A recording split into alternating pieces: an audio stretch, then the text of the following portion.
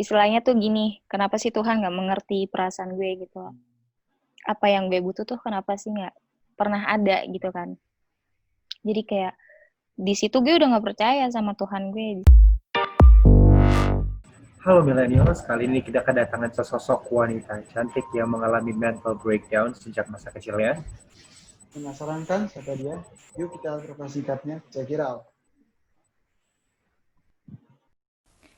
Halo, nama gue Amalda Aiko dan gue biasa dipanggil Aca. Usia gue saat ini 17 tahun. Dan sebelum kalian simak ceritanya, yuk sesama anak muda kita bangun channel ini dengan cara like, comment, subscribe. Dan jangan lupa share ke teman-teman kalian. Terima kasih. Oke, halo Ai. Hai. Oke, langsung kita ke topik aja nih. Pasti kan para viewers udah pada pengen nungguin nih. Ya awal kisah pengalaman lu tuh gimana sih? Jadi itu awal mula bisa mental breakdown-nya ya. Iya. Awalnya tuh waktu masih kecil. Jadi pas awal-awal itu gara-gara kehilangan orang yang gue sayang banget gitu. Siapa gue. tuh? Bokap lu? Bokap gue. Iya, bokap gue jadi kayak meninggal. Dan di situ gue kayak nggak sadar sih sama yang namanya mental health. Yang namanya juga masih anak kecil kan, SMP gitu. Belum terlalu. Di situ belum percaya. Pikiran gue juga belum sampai situ. Dan gue ngerasa gue fine-fine aja. Gue cuma ngerasa kayak oh gue sedih, udah gitu doang. Lagi gue nggak ngerasa apa-apa. Habis itu seiring berjalannya waktu, sifat gue itu berubah. Sifat gue itu bisa tiba-tiba marah, tiba-tiba sedih, nangis gitu. Terus kayak tiba-tiba bisa hyperaktif banget gitu, senang gitu.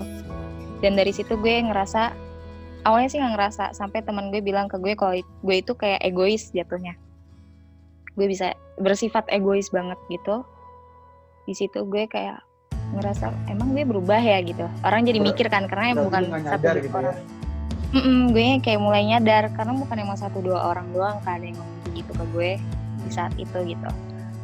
Ya di situ gue coba ngeliat diri gue sendiri lah. Ngeliat diri gue sendiri, emang gue berubah ya, segala macam, introspeksi diri. Tapi di situ belum sadar banget.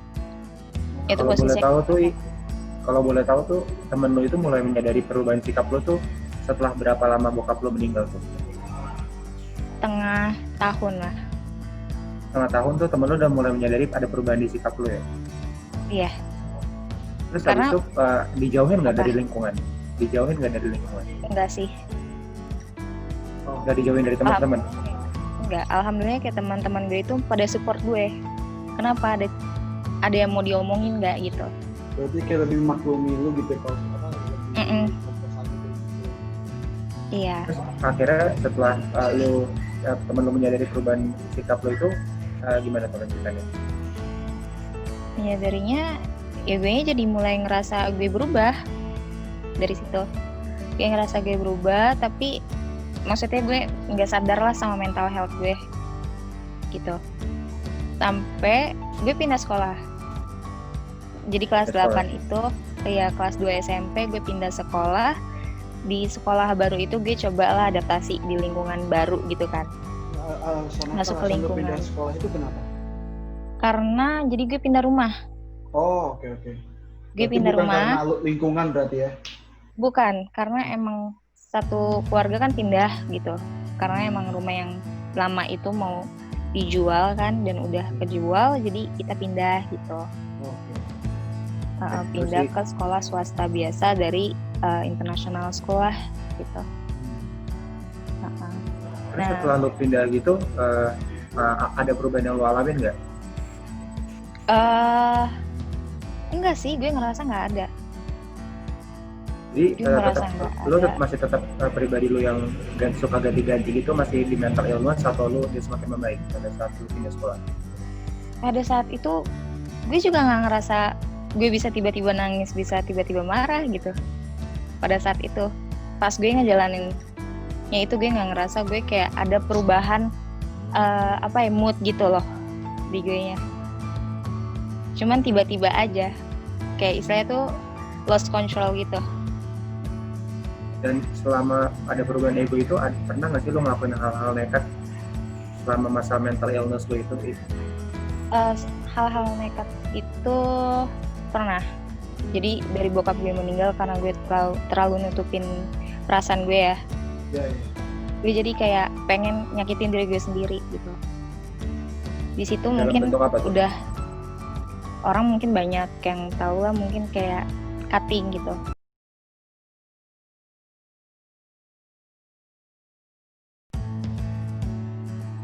Cutting Oh. atau iya, lebih ke, dan di saat itu juga waktu kelas 8 tuh gue sempat masuk ke lingkungan yang salah gitu kan. Masuk ke lingkungan yang salah dalam arti walaupun gue masih kelas 8 ya, kelas 2 SMP itu gue udah kenal dugem gitu loh, clubbing, dan di situ gue mulai kenal lah sama yang namanya rokok, minuman gitu. Tapi di situ juga gue ngasih pembatasan gue. Di saat gue mulai kenal yang namanya hal-hal yang kayak gitu ya, minuman, rokok, itu gue kayak nge-cut diri gue untuk tidak memakai obat-obat gitu, obat-obat yang memang Berarti nggak lu boleh masih punya dikonsumsi. batas sadar lah gitu ya. Masih ada batas sadarnya gitu, karena itu juga bukan keinginan gue kan masuk ke lingkungan Iya, situ. betul. Gitu sih. Abis itu setelah lu lulus SMP ini, lu masih ngalamin mental illness nggak di masa SMA lu? Masih, karena jujur aja ya, pas masuk SMA itu tuh gue ngerasa lingkungan gue tuh beda. Bedanya gimana nih? Bisa ceritain? Kayak gue fake banget. Di situ gue ngerasa kayak gue ngasih lihat gue seneng banget, tapi padahal enggak gitu. Gue nggak ngerti apa yang mereka omongin, gue nggak ngerti kesenangan mereka apa gitu. Sampai itu kan SMA-nya itu kayak suka kolek-kolekan gitu. Di situ gue ngerasa kayak palakan ya? Iya, palak-palakan gitu. Di situ udah mulai nggak suka gitu. Kenapa ya sekolah Indonesia kayak gini gitu? Bukannya rasis ya, tapi karena kan emang dari awal kan international school, dan di international school nggak ada yang kayak gitu sama sekali gitu. Jadi dari pas lu mengalami jet lag di sekolah itu, berapa lama lu bisa nemuin jati diri lu yang sebenarnya gitu? 3 bulan gue cabut, dan setelah pokoknya gini, masuk SMA 3 bulan. Itu gue langsung cabut, dan setelah 3 bulan itu gue sendiri. Kayak gue pokoknya belajar apa-apa sendiri gitu. Terus lu sendiri maksudnya cabut dari rumah atau cabut dari sekolah? Cabut dari sekolah. Cabut dari sekolah. Oh, Cabut dari sekolah. Tapi kan Akhirnya Pokoknya nggak pernah laporan- masuk lagi gitu. ada Iya. laporan gitu dari kepala sekolah atau gurunya. Pas ambil rapot gue udah bilang gue nggak mau sekolah lagi gitu. Oh, oke. Terus selama homeschooling itu kebentuk jati diri lu nggak? Jauh lebih ngebentuk sih. Sebetulnya kan yang namanya homeschooling gue kan gimana ya, jarang gitu kan. Maksudnya di rumah juga bisa gitu. Jadi kayak lebih ini sih, tergantung lingkungan gue, lingkungan main gue itu kayak gimana gitu. Dan sempat juga masuk ke lingkungan yang gak baik, dan di situ gue kalau misalkan semakin, maksudnya sekarang umur gue kan udah 17 juga kan. Jadi semakin udah dewasa, setiap ada orang nih yang bersikap, gue ngerasa gue nggak suka nih sama dia gitu, gue langsung ngejauhin perlahan-lahan gitu. Kayak gue nggak mau jadi orang yang munafik, gue nggak mau fake gitu. Ya udah, coba lepas dari lingkungan itu gitu sih. Gue tuh kemarin kan sebelum kita briefing nih, kan lu sempat bilang selama masa mental illness lu itu lu sempat berpindah-pindah agama. Emang itu benar sih?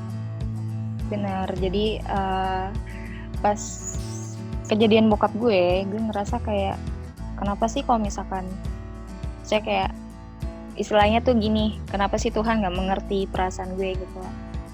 Apa yang gue butuh tuh kenapa sih nggak pernah ada gitu kan? Jadi kayak di situ gue udah nggak percaya sama Tuhan gue di saat itu, dan Tuhan gue saat itu ya Allah gitu. Nah dari situ, karena lingkungan gue juga maksudnya bukan Islam doang ya, Muslim doang, bukan Muslim doang. Jadi temen gue gereja gitu, gue ikut gereja. Sepupu gue gereja, gue ikut gereja gitu. Kayak keyakinannya tuh jadi gak konsisten lah istilahnya gitu. Tapi ada hal yang ngebuat gue jadi kayak balik lagi ke Islam Muslim gitu. Apa itu? Gue ngerasa tenang ketika gue sholat. Jadi Orang sholat ya? jadi kayak ketika gue, mental gue kambuh ya. Gue kan bisa kayak trauma gue juga lumayan banyak kan. Trauma gue kambuh, gue bisa tiba-tiba kayak pengen cutting atau enggak paling parah itu commit suicide.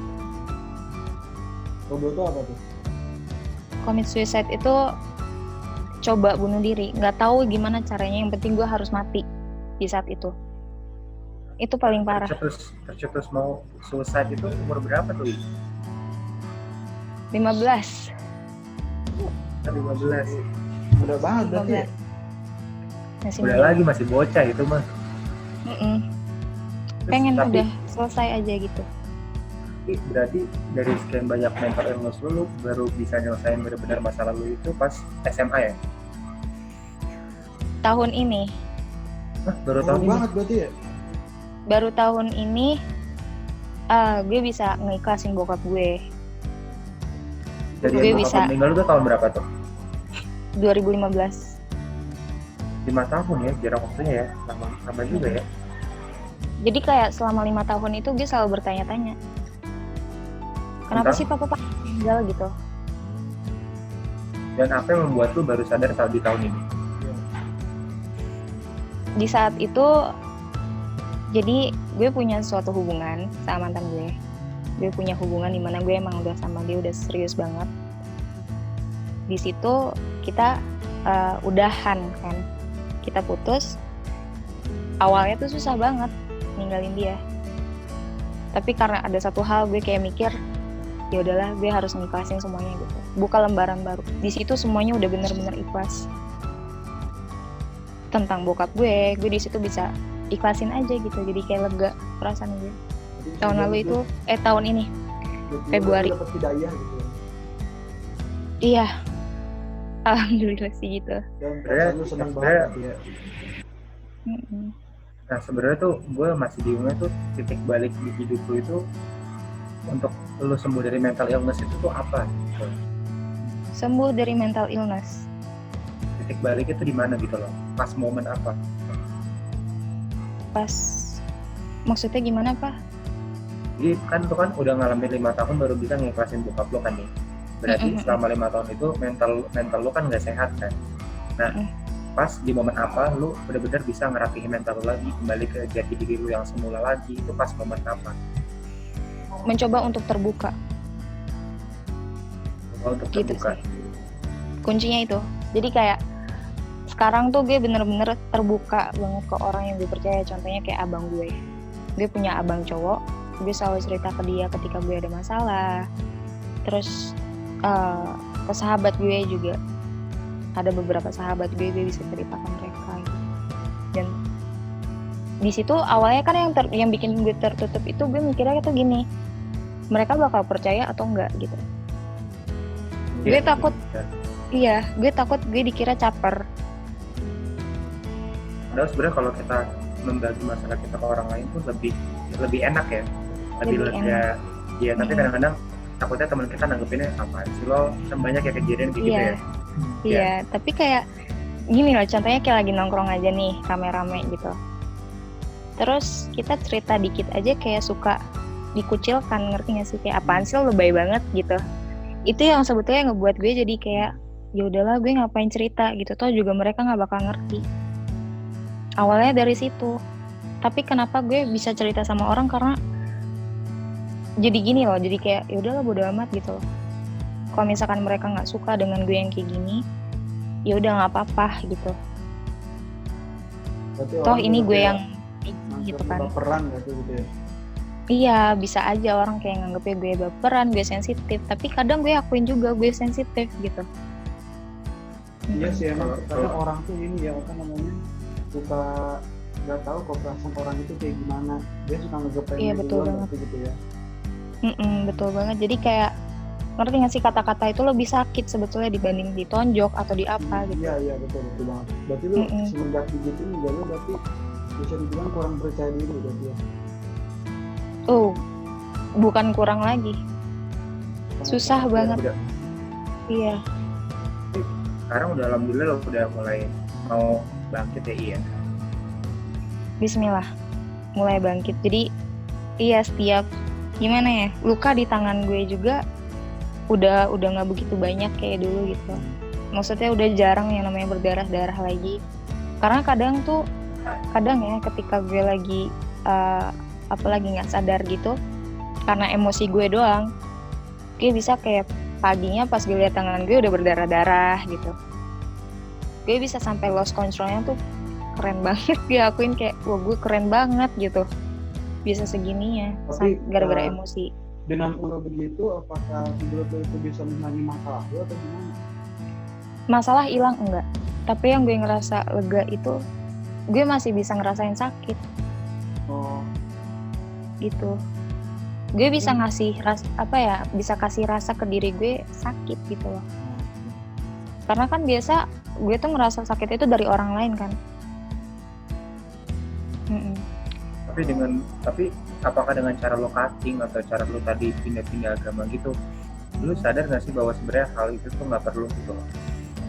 Sadar banget semenjak ya itu ketika gue udah bisa mikir jauh ke depannya, malah kayak kok gue dulu bego banget ya, gue ngapain kayak gitu, ngerti gak sih? Kenapa gue bisa begitunya gitu? Kalau pengalaman gue kan kayak banyak banget kan anak-anak zaman muda sekarang tuh nyelesain masalah maunya instan biar cepat, akhirnya kayak gitu-gitu kan ngelakuin cutting lah apalah, menyukai dirinya sendiri. Nah, untuk anak-anak muda di luar sana kira-kira pesan lo gimana sih kalau biar mereka tuh bangkit dari mental breakdown ini? Intinya percaya sama diri lo. Ketika ada orang yang nggak bisa percaya sama cerita lo, pengalaman lo, dan mengucilkan lo, jangan pernah jadi tertutup. Itu. Ketika orang lain nggak ada yang bisa percaya sama lo, ya intinya lo percaya sama diri lo. Tapi kalau nggak ada orang yang dibuat diajak cerita gimana ini? Mungkin pasti ada. tapi dari kejadian ini nyokap lo sendiri tuh tahu nggak sih, kan apalagi nyokap itu kan bisa dibilang deket lah sama anak. Apakah lo nggak terbuka Itu juga tahun sama lalu orang sih. tua sama nyokap lo di sini? Tahun lalu itu baru terbuka. Jadi tuh kejadiannya gue lagi di balkon sama keluarga gue lagi main HP kan. Nah tangan gue tuh kayak lagi kayak gini, otomatis ini gue kan kelihatan banget tuh. Iya, kelihatan. Di situ nyokap gue panik sih, Aiko kenapa gitu. Dari situ gue cobalah terbuka ke bokap tiri gue juga, gue coba kayak ngomong gitu loh, cerita apa aja sih yang sekarang gue lagi alamin. Dan itu tuh menurut gue ya buat orang-orang yang nggak mau tutupin masalahnya sendiri ke orang tua cuman karena takut mereka khawatir dan lain-lain, harusnya sih cerita. Karena gue di situ sadar karena gue nggak cerita jadi dia nggak tahu apa-apa gitu. Malah Makin tadi lo yang nggak mau, makin percaya kok. malah tadi yang nggak mau beratin, pas dikasih tahu malah pecahnya di belakangan gitu kan? Iya. Ya. Jadi kayak ngecewain dia juga iya, ngancurin kepercayaan juga iya gitu. Tapi saran buat orang-orang tuh biar kita harus lebih terbuka lagi sama orang. Iya. Sama orang Semua tua yang maksudnya lebih gimana tahu ya? masalahnya gitu. Iya betul banget, dan orang tua kan pasti udah dari kecil tuh ngeliatin kita juga. Iya. Gitu. Oke, satu kalimat penutup dan saran buat anak-anak muda di sana biar bangkit dari mental breakdown. Intinya kalau misalkan mental kalian lagi nggak bagus kondisinya, tarik nafas yang dalam aja, tenangin diri sendiri. Dan kalau misalkan emang harus bisa cerita ke orang, maksudnya kalian harus sih cerita ke orang yang kalian percaya aja, entah sahabat, entah itu saudara kalian atau siapapun, terbuka gitu. Dan ketika nggak ada orang lain yang bisa percaya sama lo harus bisa percaya sama diri lo, buktiin ke mereka lo itu orangnya kayak gimana dan lain-lain gitu. Dan apapun masalahnya pasti ada jalan keluarnya, jangan pernah nyakitin diri sendiri sih. Ya benar gitu. Gitu. Jadi dari pengalaman lo yang benar-benar up and down, gue tangkap 3 hal ya untuk bangkit dari mental illness. Yang pertama, percaya sama diri sendiri. Yang kedua, kita terbuka sama orang lain. Yang ketiga, maksimalin apa yang lo punya gitu ya. Iya Betul. Oke banget Ai atas pengalamannya ya, keren banget nih. Ya. Baru udah sejak muda, udah sejak muda mengalami masalah yang harusnya dialami sama orang tua ya. Iya, makasih banyak juga udah undang loh Iya, kalian. thank you banget ya Ai. Semoga sehat Mudah-mudahan selalu ya video Ai. ini bisa menginspirasi Iya, banyak orang sehat. ya. Iya, stay safe kalian. Ya, Hati-hati stay ya. safe juga Ai. Oke, Oke. dadah. Makasih.